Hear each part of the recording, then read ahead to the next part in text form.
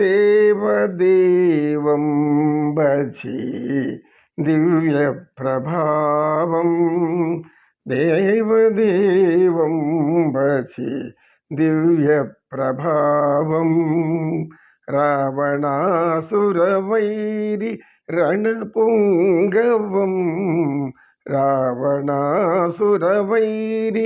రణపుంగవం రామం దేవదేవం భజే దివ్య ప్రభావం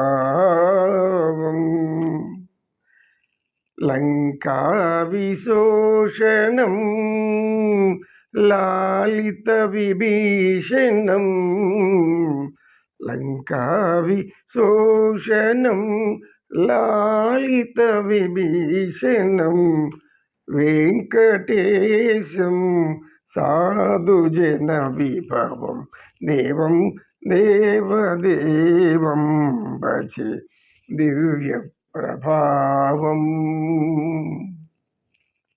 జై శ్రీరామ్.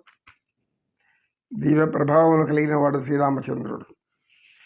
శ్రీకృష్ణ పరమాత్మ ఏమంటున్నాడంటే, తండ్రి, ఎవరైనా యాగాలు, యజ్ఞాలు, క్రతువులు ఇలాంటివి అనేక పుణ్య కార్యక్రమాలు తలపెట్టినప్పుడు లోక కళ్యాణం కోసం తలపెడతారు. ఈ లోక కళ్యాణం కోసం తలపెట్టినప్పుడు లోకేశ్వరుడు ఎవరో గ్రహించి వారికి ఈ యొక్క యజ్ఞకర్తగాను యజ్ఞ భోగ్యాన్ని, యజ్ఞ ఫలాన్ని సమర్పించుకుంటారు. అయితే మీరు ఇంద్రుణ్ణి సేవించాలి అనే దానికి ఏదైనా మీకు ఆధారభూతమైనటువంటిది ఆప్తవాక్యం కానీ, మీ యొక్క ప్రత్యక్ష ప్రమాణం కానీ, జ్ఞానం కానీ, దానికంటూ ఒక సిద్ధాంతం ఉందా అని అడుగుతాడు. లేదు, ఇవన్నీ లేకుండా అనాది నుంచి వస్తున్న ఒక ఆచారాన్ని మూఢాచారంగా పెట్టుకుని చేస్తున్నారా? నందరాజు ఏం చెప్పలేకపోతాడు. ఇది సనాతనంగా వస్తుంది నాయన, దీనికంటే ప్రమాణం మాకేం తెలియదు అంటాడు. కనుక తండ్రి, ఈ లోకంలో 2 విధాలైనటువంటి మానవులు ఉంటారు. 2 విధాలైనటువంటి మానవులు ఉన్నారు. వారి వారి గుణగణాలు మీరు తెలుసుకున్నారంటే ఆ తర్వాత దీని గురించి చర్చిద్దాం అని ఏం చెప్తున్నాడంటే, పరమాత్మ జ్ఞానులు, పండితులు, వేదాంగాలు చదివిన వాళ్ళందరూ అనేక మంది ఉంటారు. వీరిలో 2 విధాలైనటువంటి గుణాలు కనబడతాయి. సమదర్శనులు, సమదర్శనులు, సమదర్శనులు, భేదదర్శనులు. సమదర్శనులు, భేదదర్శనులు. సమదర్శనులు అంటే ఏంటి అంటే, సమదర్శనులు ఎప్పుడు కూడా వారి ఆత్మజ్ఞానాన్ని కలిగి ఉంటారు. వారు ఆత్మలోకాన్ని గురించి ఆలోచిస్తూ ఉంటారు. ఆత్మలోకం అంటే మీ భౌతిక శరీరాన్ని గురించి కాకుండా, ఈ భౌతిక శరీరానికి కావలసినటువంటి అనేక సదుపాయాలు, సౌకర్యాలు, వీటన్నిటినీ గురించి తాత్కాలికంగా వదిలిపెట్టి నిత్యం వారిలో ఆత్మతత్వమే ఉంటుంది. ఆత్మతత్వం అంటే ఏమిటి? సత్యం గ్రహించటం. ఏది నిత్యం, ఏది అనిత్యం, అదే సత్యం. ఏది నిత్యం, ఏది సత్యం, అదే.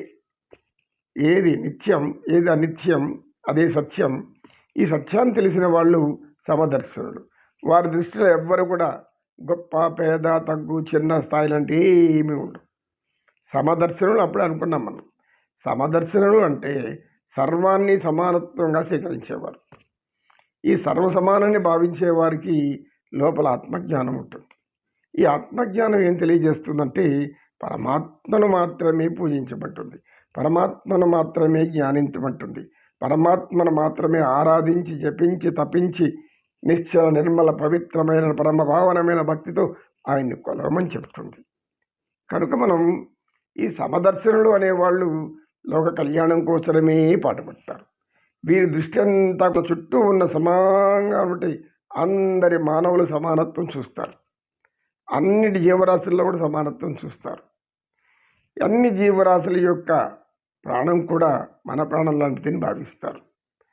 ఈ సమదర్శనులు ఎప్పుడు కూడా వీరి సమత్వం కోల్పోరు, స్థిరత్వం కోల్పోరు.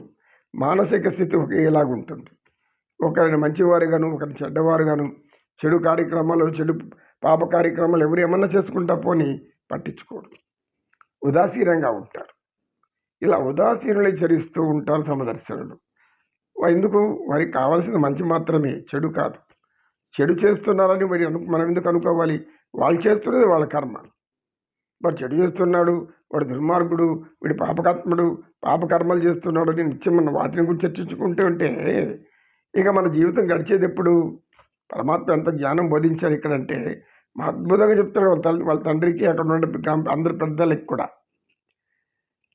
సమదర్శనులు అనేవాళ్ళు ఎలా ఉంటారు అంటే స్థిరభావం కలిగి ఉంటారు. ఆ భావంలో మన చెలింపు ఏముండదు, సడలింపు ఏముండదు, అందు సర్దుకోవడం కూడా ఏముండదు, దాన్ని సమర్థించుకోవడం కూడా ఉండదు. ఎందుకు? సమదృష్టే.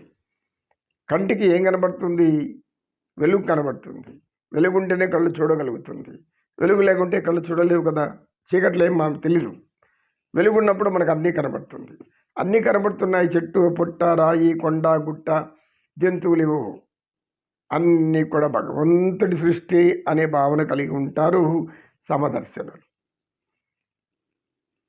వాడు దేవుడు, వీడి ఇంద్రుడు, ఆ యొక్క మహేంద్రుడు, లేకపోతే వరుడు, వాయుదేవుడు, అష్టదిక్పాలకులు, ఇక అనేక మంది ఇలాంటివి వేరువేరుగా ఉన్నారనే భావన ఉండదు.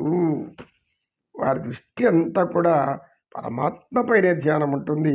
పరమాత్మ పైన పరమేశ్వరుడైనటువంటి సృష్టికర్త అయినటువంటి ఆ ఈశ్వరుని గురించి తపస్సు చేస్తుంటారు. వాళ్ళు తపిస్తుంటారు, జపిస్తుంటారు, నిత్యం ఆరాధిస్తుంటారు, ఆవేదన చెందుతుంటారు. ఆ లోపల ఆ యొక్క ఆనందాన్ని అనుభవిస్తూ ఉంటారు. ఆత్మ ఆనందం అంటారు దాన్ని. ఇది తండ్రి సమదర్శి. తత్ సర్వం శ్రీకృష్ణార్పణమస్తు. కృష్ణం వందే జగద్గురు.